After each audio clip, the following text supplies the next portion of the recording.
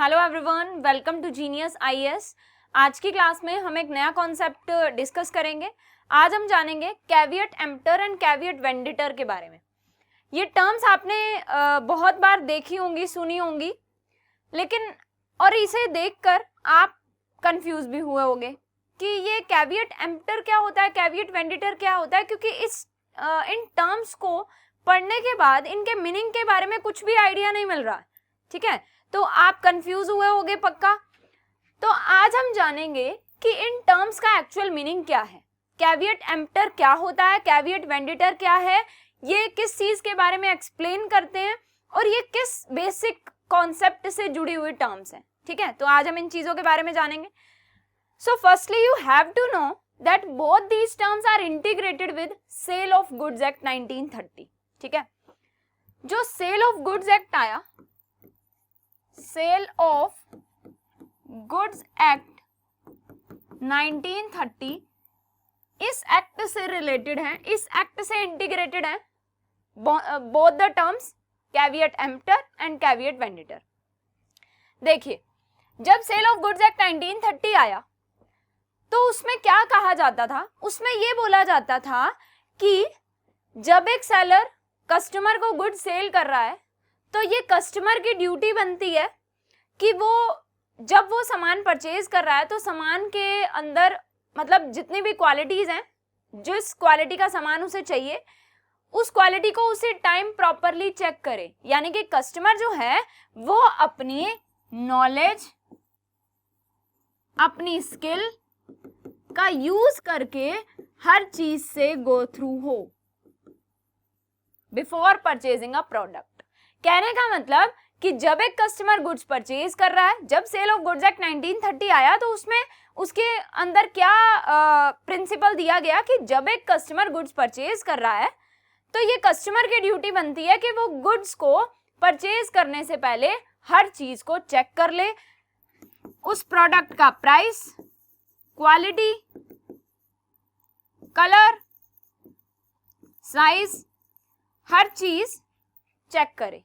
ठीक है, ये बोला गया था सेल ऑफ गुड्स एक्ट 1930 के अंदर कि कस्टमर को ये चेक करना जरूरी है कि सेलर जो है कहीं वो उससे एक्स्ट्रा प्राइस चार्ज तो नहीं कर रहा, जो मैक्सिमम रिटेल प्राइस होता है, जो प्रोडक्ट पे मेंशन होता है उससे ज्यादा प्राइस चार्ज तो नहीं कर रहा।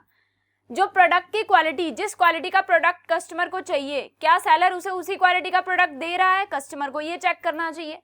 कलर, जिस टाइप का, जिस कलर का, जिस शेप का प्रोडक्ट कस्टमर को चाहिए, क्या उसी कलर का प्रोडक्ट सेलर कस्टमर को प्रोवाइड कर रहा है या नहीं, ये भी कस्टमर को चेक करना चाहिए। Then size of the product, कि अगर कस्टमर को स्मॉल साइज का प्रोडक्ट चाहिए तो कहीं सेलर उसे ज्यादा साइज, बड़ा साइज वाला प्रोडक्ट बेचकर कहीं उसे एक्सप्लॉइट तो नहीं कर रहा, ये कस्टमर को चेक करना चाहिए।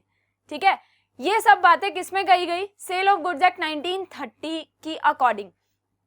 यानी कि कहने का मतलब यहां पर जो सेल ऑफ गुड्स एक्ट 1930 था उसके अंदर किस डॉक्ट्राइन को फॉलो किया जाता था, डॉक्ट्राइन ऑफ कैविएट एम्प्टर। यानी कि now here the caveat emptor means let the buyer beware,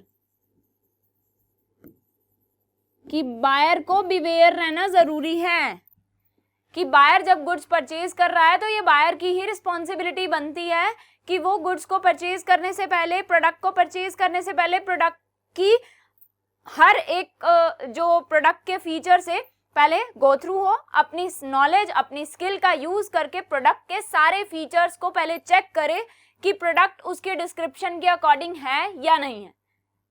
ठीक है, कहने का मतलब कि अगर बायर ने गुड्स परचेज करते समय ध्यान नहीं दिया, यानी कि गुड्स के जो फीचर्स हैं, जिस प्रोडक्ट को वो परचेज कर रहा है उस प्रोडक्ट के जो फीचर्स हैं, अगर उन फीचर्स को बायर ने अच्छे से चेक नहीं किया, डॉक्ट्राइन ऑफ कैविएट एम्प्टर क्या कहता है, let the buyer beware, means buyer should be aware regarding the all the features of the product before purchasing the product। और अगर प्रोडक्ट को परचेज करते समय बायर ने केयरलेसनेस शो करी और प्रोडक्ट के जो फीचर्स थे उन पर ज्यादा ध्यान नहीं दिया, ठीक है, चेक नहीं किया कि सेलर जो है वो उससे जो मैक्सिमम रिटेल प्राइस है उससे ज्यादा तो नहीं चार्ज कर रहा, प्रोडक्ट जो है वो उसके डिस्क्रिप्शन के अकॉर्डिंग है या नहीं, बायर ने ये चेक नहीं किया, यानी कि बायर ने केयरलेसनेस शो करी, ठीक है, और उसके बाद बायर ने गुड्स परचेज कर लिए, ठीक है, प्रोडक्ट को प्रॉपरली चेक नहीं किया और प्रोडक्ट ऐसे ही परचेज कर लिया। उसके बाद प्रोडक्ट को परचेज करने के बाद अब बायर अपने घर लेकर गया उस प्रोडक्ट को, उस प्रोडक्ट में कोई भी फॉल्ट निकला, उससे बायर को अगर कोई भी लॉस होता है तो उसके लिए सेलर रिस्पॉन्सिबल नहीं होगा। Seller will not be held responsible regarding the loss which will bear by the buyer after the purchase of the product। ठीक है, समझ रहे हो? आई होप आपको क्लियर हो रहा है। कहने का मतलब कैविएट एम्प्टर के अंदर ये बोला गया है कि सारी की सारी रिस्पॉन्सिबिलिटी बायर की है, बायर रिस्पॉन्सिबल ठहराया जाएगा अगर उसने प्रोडक्ट को परचेज करते समय प्रोडक्ट के सारे फीचर्स को चेक नहीं किया, ऐसे ही बिना चेक किए प्रोडक्ट को परचेज कर लिया। उसके बाद अगर उसने बाद में देखा कि प्रोडक्ट तो उसकी स्पेसिफिकेशन के अकॉर्डिंग है ही नहीं, जिसकी वजह से उसे लॉस हुआ, तो उस लॉस के लिए सेलर रिस्पॉन्सिबल नहीं होगा, बायर ही रिस्पॉन्सिबल होगा। समझ रहे हो? आई होप आपको क्लियर हो रहा है कि कैविएट एम्प्टर क्या बता रहा है। Doctrine of caveat emptor apply होता है सेल ऑफ गुड्स एक्ट 1930 की अकॉर्डिंग। पहले यही बोला जाता था ना कि जब भी आप सामान परचेज कर रहे हो तो आपको केयरफुल रहना जरूरी है। सेलर तो अपना सामान बेचेगा, सेलर के पास तो जो सामान है वो वहीं दे देगा, चाहे एक्सपायर डेट सामान हो या फिर आपको छोटे पैक की रिक्वायरमेंट है, लेकिन सेलर तो जानबूझकर बड़ा पैक सेल करेगा क्योंकि उसे अपने प्रोडक्ट को सेल करना है, ठीक है, प्रॉफिट अर्न करना है उसे। लेकिन बायर को केयरफुल रहना बहुत ज्यादा जरूरी है अकॉर्डिंग टू दिस प्रिंसिपल। ठीक है, means buyer should be aware, buyer should be careful while purchasing the product. और अगर वो प्रोडक्ट परचेज करते समय केयरफुल ना हुआ, उसके बाद गलत प्रोडक्ट परचेज करने की वजह से अगर उसे कोई लॉस होता है तो उसके लिए हम सेलर को रिस्पॉन्सिबल नहीं ठहरा सकते, बिकॉज सेलर तो ये कहेगा कि आपने मुझे स्पेसिफाई किया ही नहीं, आपने प्रोडक्ट को चेक करना चाहिए था। आप कोई मार्केट से सामान परचेज करके लाते हो, ठीक है, आप शॉप पर उस प्रोडक्ट को केयरफुलनेस के साथ परचेज नहीं करते, यानी कि आप प्रोडक्ट के सारे फीचर्स को चेक नहीं करते, ठीक है, प्रोडक्ट लेकर आ जाते हो घर पे। उसके बाद आप प्रोडक्ट घर पे ले आए, आपने देखा कि प्रोडक्ट में तो डिफेक्ट है, अब आप सेलर के पास वापस लेकर गए तो सेलर कहेगा कि मेरी कोई रिस्पॉन्सिबिलिटी नहीं है, आपको यहीं पर चेक करके ले जाना चाहिए था प्रोडक्ट। ठीक है, तो यही प्रिंसिपल है डॉक्ट्राइन ऑफ कैविएट एम्प्टर। ठीक है, means buyer should be aware, buyer should be careful while purchasing the product, and if he does not show carefulness while purchasing the product and due to this he have to face loss, then for that loss seller will not be held responsible. ठीक है, seller will not be held liable. Clear? तो आपको कुछ basic clarity हुई इस doctrine के regarding. अब हम इसको एक बार डिटेल में पढ़ लेते हैं ताकि आपको ज्यादा अच्छे से क्लियर हो जाए कि कैविएट एम्प्टर एक्चुअल में है क्या। कैविएट एम्प्टर का प्रिंसिपल क्या कहता है? This principle states that the buyer alone is responsible for checking the quality and suitability of goods before purchase is made. Product को परचेज करने से पहले बायर की रिस्पॉन्सिबिलिटी बनती है कि वो अपनी पूरी नॉलेज, पूरी स्किल का यूज करके प्रोडक्ट के सारे फीचर्स से गो थ्रू हो, प्रोडक्ट को पूरी तरीके से हर एस्पेक्ट से वो चेक करे एंड आफ्टर दैट उसे प्रोडक्ट को परचेज करना चाहिए। यानी कि केयरलेसनेस शो करके उसे प्रोडक्ट परचेज नहीं करना चाहिए, क्योंकि अगर वो प्रोडक्ट परचेज करते समय केयरलेस हुआ एंड आफ्टर दैट प्रोडक्ट में कुछ डिफेक्ट निकला तो उसके लिए आप सेलर को रिस्पॉन्सिबल नहीं ठहरा सकते अकॉर्डिंग टू दिस डॉक्ट्राइन।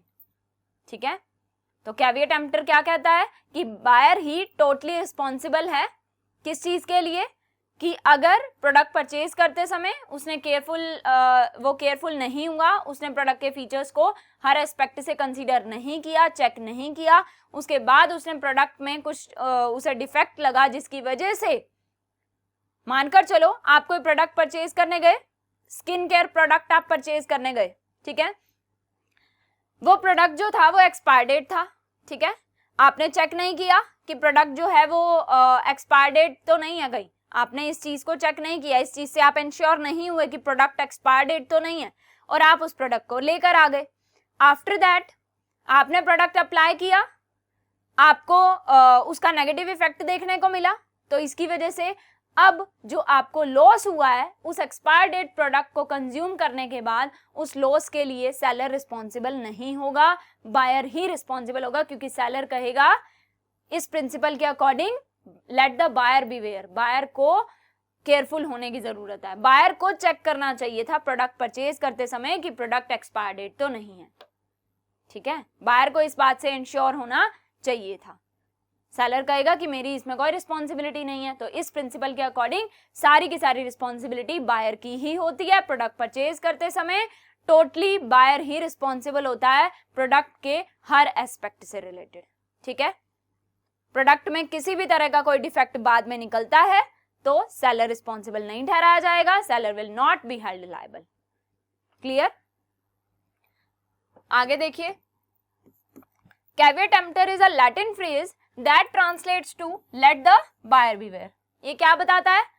ये कहता है कि बायर को अवेयर रहने की जरूरत है, बायर को केयरफुल होकर सामान परचेज करने की जरूरत है, क्योंकि अगर प्रोडक्ट परचेज करते समय बायर अवेयर ना हुआ, बायर जो है उसने अपने आप को प्रोटेक्ट ना किया, तो सेलर उसे कुछ भी सेल कर देगा, और उसकी वजह से अगर बायर को कुछ लॉस हो जाता है तो उसके लिए सेलर रिस्पॉन्सिबल भी नहीं ठहराया जाएगा। इसीलिए प्रोडक्ट परचेज करते समय बायर को पूरी तरीके से अवेयर होकर ही, पूरी अपनी केयरफुलनेस के साथ ही प्रोडक्ट को परचेज करना चाहिए, ठीक है। Let the buyer beware, it means that an individual buy at their own risk, यानी कि अगर बायर कोई सामान परचेज कर रहा है और केयरफुल नहीं हो रहा प्रोडक्ट परचेज करते समय, तो इट मीन्स वो अपने रिस्क पर प्रोडक्ट परचेज कर रहा है, प्रोडक्ट में कोई डिफेक्ट निकलेगा तो आप सेलर के पास लेकर नहीं आ सकते, बिकॉज सेलर तो कहेगा कि आपको प्रोडक्ट चेक करना चाहिए था, और ये प्रिंसिपल भी यही कह रहा है कि बायर को प्रोडक्ट परचेज करते समय पहले चेक करना जरूरी है, बायर को हर तरीके से केयरफुल होकर ही प्रोडक्ट परचेज करना है, प्रोडक्ट को हर एस्पेक्ट से पहले वो चेक करे and after that he should purchase the product, ठीक है। क्योंकि अगर उसने केयरफुलनेस शो ना करी, प्रोडक्ट को हर तरीके से चेक ना किया परचेज करने से पहले, एंड देन परचेज करने के बाद अगर उसे कोई नेगेटिव इफेक्ट उसकी बॉडी पर कोई नेगेटिव इफेक्ट पड़ता है उस प्रोडक्ट को कंज्यूम करने की वजह से, तो उस नेगेटिव इफेक्ट की वजह से जो उसे लॉस बियर करना पड़ा है उसके लिए वो खुद ही रिस्पॉन्सिबल ठहराया जाएगा। वो किसी को नहीं कह सकता कि आप इस चीज के लिए रिस्पॉन्सिबल हो, बिकॉज हमें खुद से चेक करना चाहिए ना प्रोडक्ट जब हम परचेज करने जा रहे हैं तो, ठीक है। Potential buyers are warned by the phrase to do their research and ask pointed questions of the seller from the seller, यानी कि जो पोटेंशियल बायर हैं, जो बायर परचेज कर चुके हैं, उनके लिए ये एक सीख है कि आपको प्रोडक्ट परचेज करते समय पहले प्रोडक्ट को चेक करना चाहिए, लेकिन जो पोटेंशियल बायर्स हैं उन्हें क्या करना चाहिए, सेलर से प्रोडक्ट के रिगार्डिंग सारी इंक्वायरी करनी चाहिए, प्रोडक्ट की सारी डिस्क्रिप्शन उनसे पूछनी चाहिए, ठीक है, प्रोडक्ट का साइज, शेप, क्वालिटी, ठीक है, वो प्रोडक्ट किस ब्रांड का है, हर चीज से आपको इंश्योर होना जरूरी है। The seller is not responsible for the problems that the buyer encounters with the product after the sale, यानी कि एक बार सेलर ने प्रोडक्ट सेल कर दिया, उसके बाद एक बार सेलर ने प्रोडक्ट सेल कर दिया, बायर ने केयरलेसनेस शो करी, यानी कि बायर ने कुछ भी चीज चेक नहीं की प्रोडक्ट को परचेज करने से पहले, ठीक है, सेलर ने प्रोडक्ट सेल कर दिया, तो एक बार सेलर के हैंड पर गुड सेल हो गए तो उसके बाद प्रोडक्ट में कुछ भी डिफेक्ट निकलता है तो सेलर रिस्पॉन्सिबल नहीं ठहराया जाएगा। The seller is not responsible for the problems that the buyer might encounters with the product after the sale is made. समझ रहे हो? I hope this is clear, I hope आपको कैविएट एम्प्टर क्लियर है। अब हम एक example लेकर चलते हैं, आपको और ज्यादा क्लैरिटी हो जाएगी। देखिए, फॉर एग्जाम्पल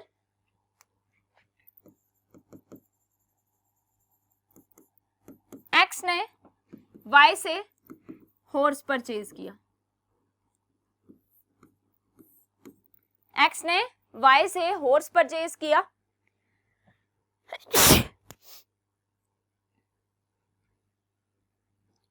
अब एक्स ने जब देखो एक्स ने वाई से हॉर्स परचेज किया ना, एक्स क्या हुआ बायर, वाई क्या हुआ सेलर, ठीक है।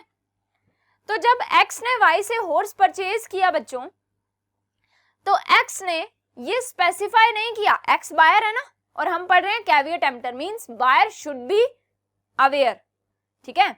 बायर को अपना दिमाग, अपनी आंख सब कुछ खोल कर प्रोडक्ट को चेक करके ही प्रोडक्ट को परचेज करना चाहिए, ठीक है। अब यहां पर देखिए एक्स ने वाई से हॉर्स परचेज किया, तो जब एक्स हॉर्स परचेज कर रहा है तो एक्स ने स्पेसिफाई नहीं किया एक्स को हॉर्स किस लिए चाहिए, राइडिंग के पर्पस से। एक्स को हॉर्स चाहिए, पर्पस क्या है उसका, हॉर्स परचेज करने का, राइडिंग। एक्स को राइडिंग के पर्पस से हॉर्स चाहिए, ठीक है। लेकिन वो हॉर्स ऐसा है जो कि राइडिंग करने के लिए एबल नहीं है। वो हॉर्स किस लिए है, वो सामान ढोने के लिए। The horse can be use for carriage purpose, ठीक है। गुड्स को एक प्लेस से दूसरे प्लेस पर ढोने के लिए ही उस हॉर्स का यूज किया जा सकता है। अब एक्स को हॉर्स किस लिए चाहिए, राइडिंग के पर्पस से, लेकिन हॉर्स जो है वो राइडिंग के लिए यूज नहीं किया जा सकता, वो सिर्फ सामान एक प्लेस से दूसरे प्लेस तक लेकर जाने के लिए ही उस हॉर्स का यूज किया जा सकता है। अब एक्स को गुड्स परचेज करते समय वाई को ये डिस्क्लोज करना चाहिए था ना कि उसे हॉर्स किस लिए चाहिए, ठीक है।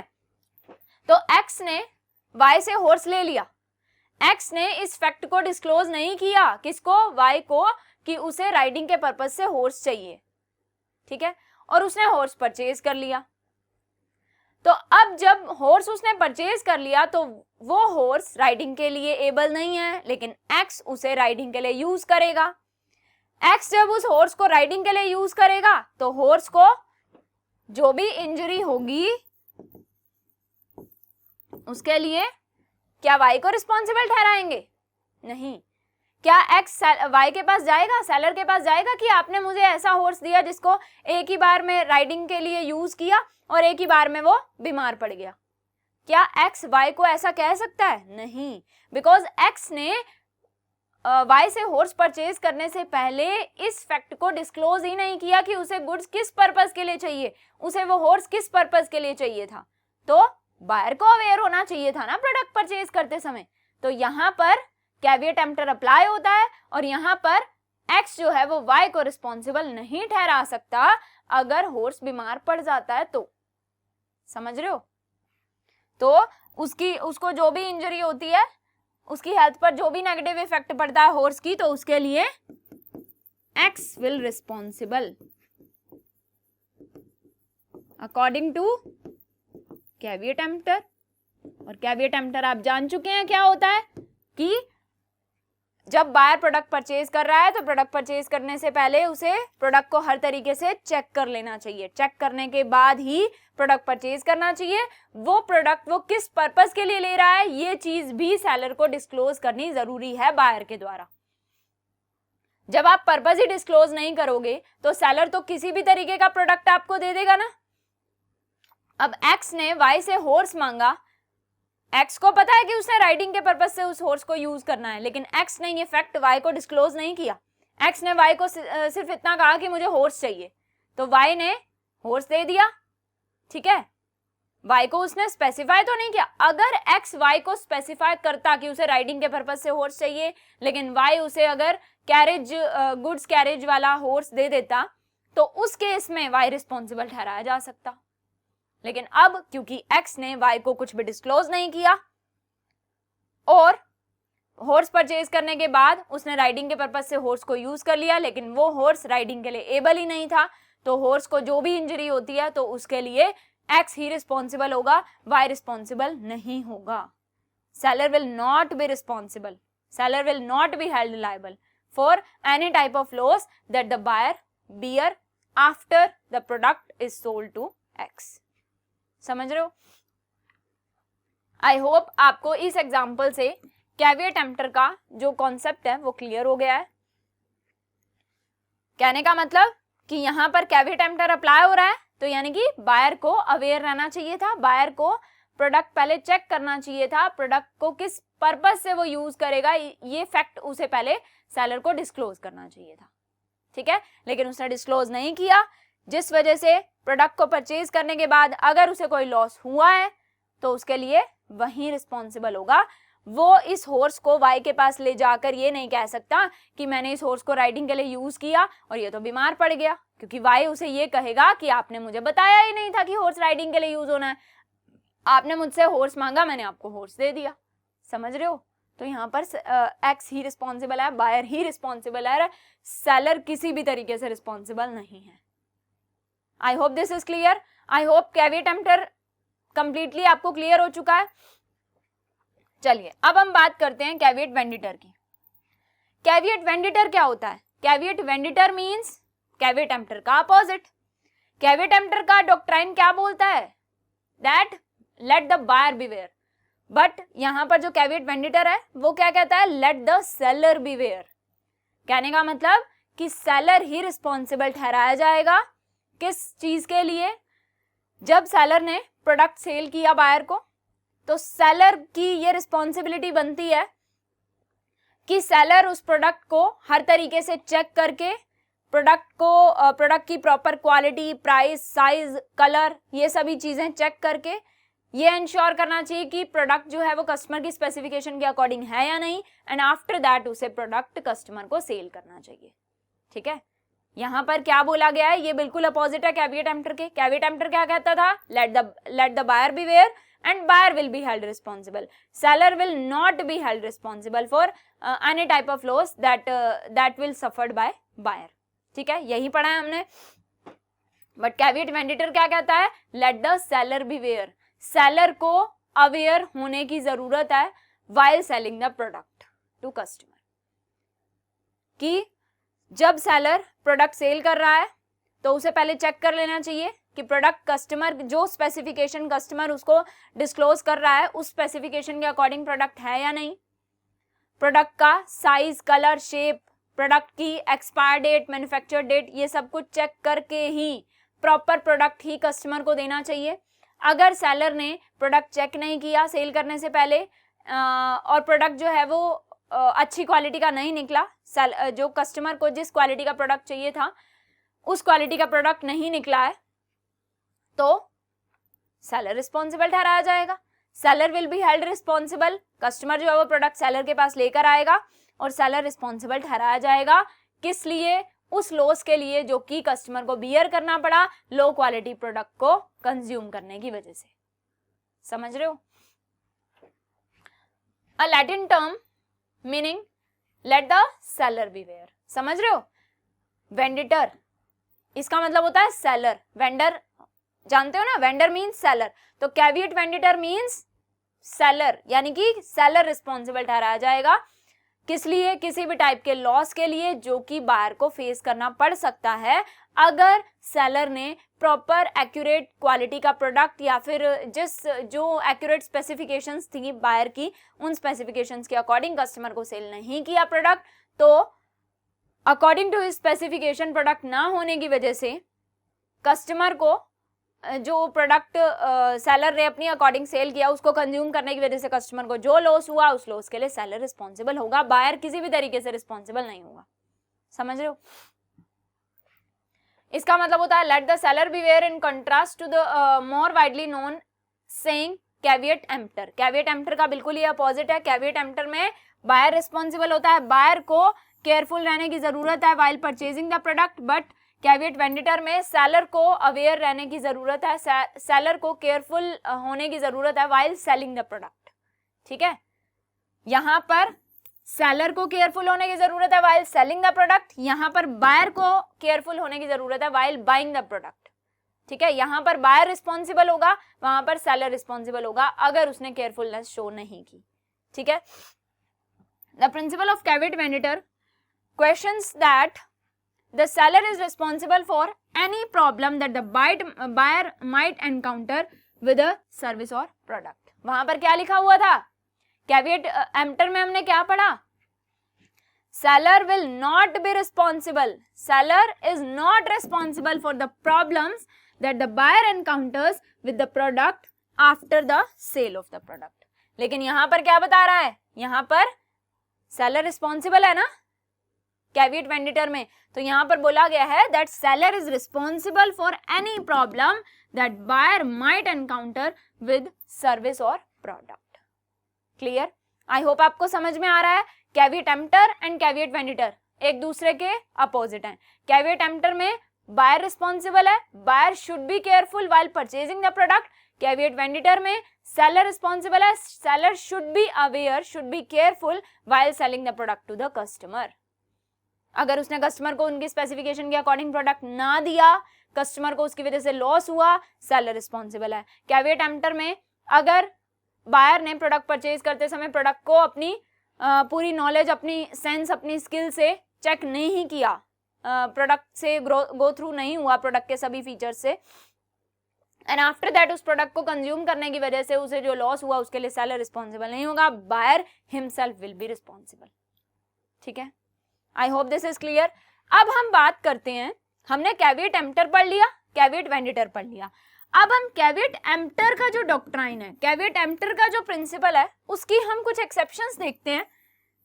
इस कैविएट एम्प्टर की एक्सेप्शंस क्या हैं, यानी कि किन किन केसेस में कैविएट एम्प्टर अप्लाई नहीं होता बल्कि कैविएट वेंडिटर अप्लाई होता है. कौन कौन से ऐसे सिचुएशंस है, कौन कौन से ऐसे केसेस हैं जब कस्टमर, देखो कैविएट एम्प्टर में क्या होता है, कस्टमर विल बी रिस्पॉन्सिबल. ठीक है, customer should be careful while purchasing the product. Caveat venditor में क्या होता है, seller will be responsible. Caveat venditor में क्या होता है, सेलर रिस्पॉन्सिबल होता है ना. तो यहां पर हम क्या पढ़ रहे हैं, इस टॉपिक में हम क्या पढ़ रहे हैं, exceptions to caveat emptor. Caveat emptor की एक्सेप्शंस, कहने का मतलब कि कौन कौन से ऐसे सर्कमस्टांसेस हैं, कौन कौन सी ऐसी सिचुएशंस होंगी जिनमें बायर रिस्पॉन्सिबल नहीं होगा बल्कि सेलर रिस्पॉन्सिबल होगा. देखो कैविएट एम्प्टर और कैविएट वेंडिटर दोनों आपस में अपोजिट है. हम पढ़ रहे हैं कैविएट एम्प्टर की एक्सेप्शंस, यानी कि किन किन सिचुएशंस में बायर रिस्पॉन्सिबल नहीं ठहराया जाएगा, या फिर आप कह सकते हो कि कौन कौन सी ऐसी सिचुएशंस हैं जिनमें कैविएट वेंडिटर अप्लाई होगा. जिन सिचुएशंस में कैविएट एम्प्टर नहीं लगेगा वहां पर कैविएट वेंडिटर अप्लाई होगा. ठीक है, तो कैविएट एम्प्टर की एक्सेप्शंस, या फिर हम उन सिचुएशंस को पढ़ रहे हैं जहां पर कैविएट एम्प्टर नहीं लगेगा बल्कि कैविएट वेंडिटर अप्लाई होगा. The situations where caveat venditor will apply. तो देखते हैं वन बाय वन, हम उन सभी सिचुएशंस को देखते हैं जब सेलर रिस्पॉन्सिबल होगा, बायर रिस्पॉन्सिबल नहीं होगा, मींस कैविएट एम्प्टर अप्लाई नहीं होगा, कैविएट वेंडिटर अप्लाई होगा. I hope this is clear. तो देखिए, first situation is implied condition as to the quality of goods. Customer ने प्रोडक्ट की क्वालिटी स्पेसिफाई कर दी. कस्टमर ने ये बोल दिया कि मुझे लो क्वालिटी प्रोडक्ट नहीं चाहिए.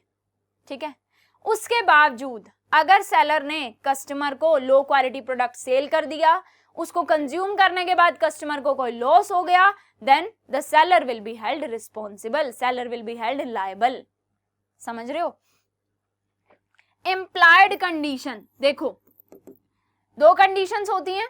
वन इज एक्सप्रेस कंडीशन, जो बोल के बताई जाती है कस्टमर के द्वारा. Second one is implied condition, जो कि कस्टमर बोल के नहीं बताता. कस्टमर किसी तरीके से सेलर को ये इंडिकेशन दे देता है कि मैं लो क्वालिटी प्रोडक्ट परचेज करना पसंद नहीं करता हूं. ठीक है, इम्प्लाइड कंडीशन कहने का मतलब ये इम्प्लाइड कंडीशन होती है कि जो सेलर है वो कस्टमर को अच्छी क्वालिटी का प्रोडक्ट सेल करे. ठीक है, अब ये कंडीशन अगर कस्टमर बोल के नहीं भी बता रहा है तो भी ये इम्प्लाइड कंडीशन होती है. यानी कि इम्प्लाइड का मतलब देखो, एक होती है एक्सप्रेस, एक होती है इम्प्लाइड. एक्सप्रेस बोलकर बताई जाती है, बट इम्प्लाइड हर जगह इम्प्लाई होती है, हर जगह पर अप्लाई होती है, वो बोलकर बताने की नीड नहीं होती है. ठीक है, तो implied condition as to the quality of goods. जब भी कोई कस्टमर प्रोडक्ट परचेज करता है तो सेलर के लिए कस्टमर को हर बार बोल के बताना जरूरी नहीं है कि मुझे अच्छी क्वालिटी का प्रोडक्ट देना. जिसको कंज्यूम करने से मुझे कोई हार्म ना हो। क्या कस्टमर बार बार ये बात बोलकर सेलर को बताएगा तभी सेलर अच्छी क्वालिटी का प्रोडक्ट सेल करेगा? नहीं ना। तो ये इम्प्लाइड कंडीशन होती है कि सेलर को हमेशा कस्टमर को अच्छी क्वालिटी का प्रोडक्ट सेल करना चाहिए। अगर सेलर ने कस्टमर को अच्छी क्वालिटी का प्रोडक्ट सेल नहीं किया और उस लो क्वालिटी प्रोडक्ट को कंज्यूम करने की वजह से अगर कस्टमर को कोई लॉस होता है, then caveat venditor will apply, means then the seller will be held responsible। समझ रहे हो? या फिर ऐसा भी हो सकता है कि अगर कस्टमर ने प्रोडक्ट की क्वालिटी के रिगार्डिंग एक्सप्लेन कर दिया, स्पेसिफाई कर दिया कि मुझे इस क्वालिटी का प्रोडक्ट चाहिए, और उसके बावजूद सेलर ने उसे अच्छी उस पर्टिकुलर लेवल की क्वालिटी का प्रोडक्ट सेल नहीं किया, लो क्वालिटी का प्रोडक्ट सेल किया, लेकिन उससे हाई क्वालिटी वाले प्रोडक्ट का प्राइस चार्ज कर लिया, तो उसके लिए भी तो अब उस लो क्वालिटी के प्रोडक्ट को कंज्यूम करने की वजह से कस्टमर को अगर कोई लॉस होता है तो सेलर ही तो रिस्पॉन्सिबल होगा ना, सेलर ही तो लायबल होगा ना। क्लियर? आई होप आपको समझ में आ रहा है। इम्प्लाइड कंडीशन जो बोल के नहीं बताई जाती। कोई कस्टमर अगर प्रोडक्ट परचेज कर रहा है सेलर से, तो सेलर की ड्यूटी बनती है, सेलर की रिस्पॉन्सिबिलिटी बनती है कि कस्टमर को अच्छी क्वालिटी का प्रोडक्ट सेल करे, ऐसा प्रोडक्ट सेल ना करे जिसको कंज्यूम करने से उसे हार्म हो। क्लियर? तो इस सिचुएशन में भी कैविएट वेंडिटर अप्लाई होगा। ठीक है, next condition as to description. Product के रिगार्डिंग सारे डिस्क्रिप्शन स्पेसिफाई कर दी, प्रोडक्ट की जो भी डिस्क्रिप्शन है, प्रोडक्ट का प्राइस, कस्टमर ने बता दिया मुझे इतने से इतनी रेंज का प्रोडक्ट दिखाओ, साइज मुझे इस पर्टिकुलर साइज का प्रोडक्ट चाहिए, उसने क्वालिटी स्पेसिफाई कर दी।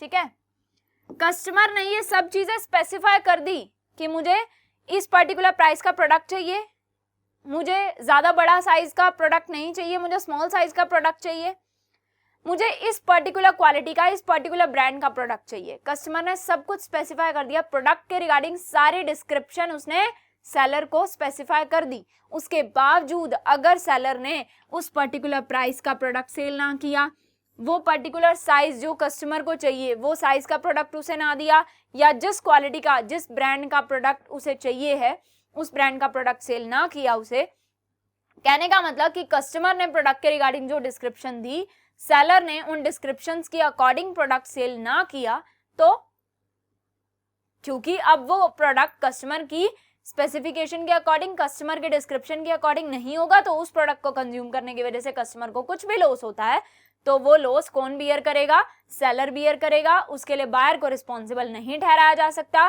Seller will be held liable, seller will be responsible. Clear? तो यहां पर भी क्या अप्लाई होगा? Caveat venditor means seller will be held liable for any type of loss which is faced by buyer because product is not according to buyer's specification।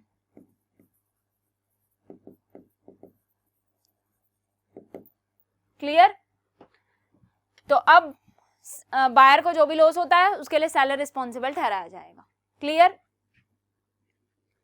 चलिए next is condition as to sample. कई बार क्या होता है, हम product purchase करने जाते हैं, सेलर जो है वो हमें सैंपल शो करता है।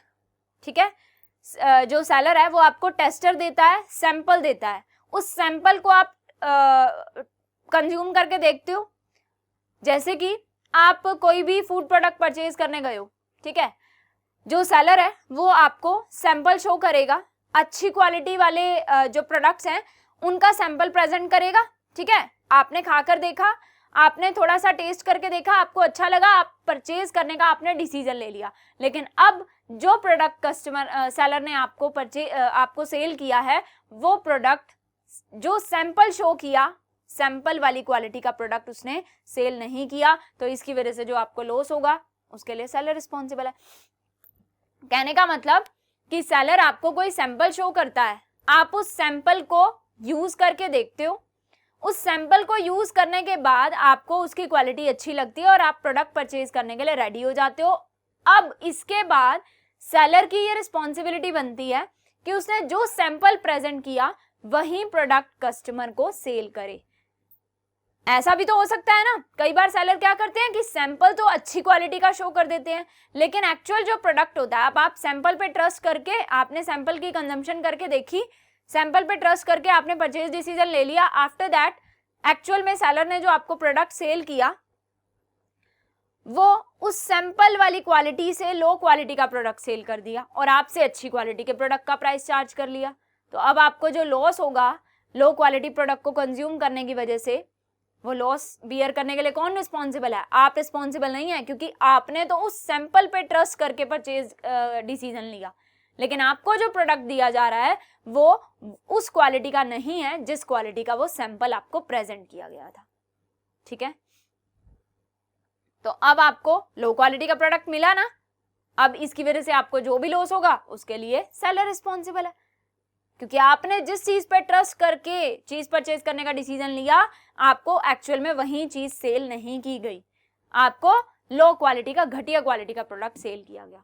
ठीक है, तो सैंपल पे ट्रस्ट करके, जैसे कि आप ऑनलाइन शॉपिंग करते हैं, आपको पिक्चर में क्या प्रेजेंट किया जाता है और एक्चुअल में कैसा प्रोडक्ट आता है, तो आपने उस पिक्चर पे ट्रस्ट करके, वो पिक्चर क्या है, वो एक तरीके का सैंपल ही तो आपको प्रेजेंट किया गया है, उस पिक्चर पे ट्रस्ट करके, पिक्चर में प्रोडक्ट की क्वालिटी को देखकर आपने प्रोडक्ट परचेज करने का डिसीजन लिया, लेकिन एक्चुअल में जो प्रोडक्ट आया वो उस पिक्चर में जो प्रोडक्ट शो किया गया था वैसी क्वालिटी का नहीं है। तो अब आप लो क्वालिटी का प्रोडक्ट कंज्यूम करोगे, आपको लॉस होगा, तो उसके लिए आप सेलर को ही रिस्पॉन्सिबल ठहराओगे। ठीक है, तो यहां पर भी सेलर रिस्पॉन्सिबल होगा, seller will be held liable.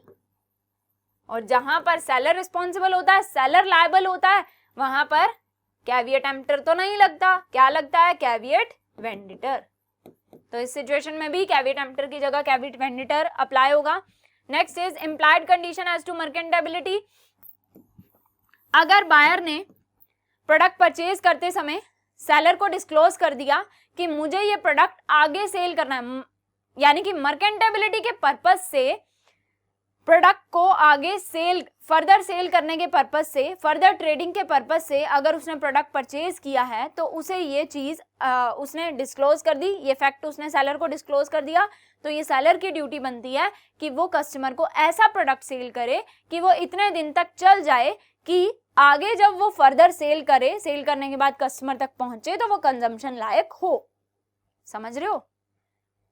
अगर बायर ने प्रोडक्ट परचेज किया है सेलर से और उसने उसे ये फैक्ट डिस्क्लोज कर दिया है कि ये प्रोडक्ट मैंने इमीडिएटली कंज्यूम नहीं करना है, मैंने ये प्रोडक्ट परचेज करने के बाद 1-2 दिन अपने पास स्टोर करके रखना है एंड आफ्टर दैट मैंने इस प्रोडक्ट को सेल करना है, तो जब तक ये प्रोडक्ट सेल नहीं होता 2 या 3 दिन तक, तब तक ये प्रोडक्ट चल जाए, ऐसा प्रोडक्ट उसे सेल करना चाहिए था, क्योंकि वो प्रोडक्ट कस्टमर ने डायरेक्टली अपनी कंजम्पशन के लिए तो यूज नहीं करना है ना।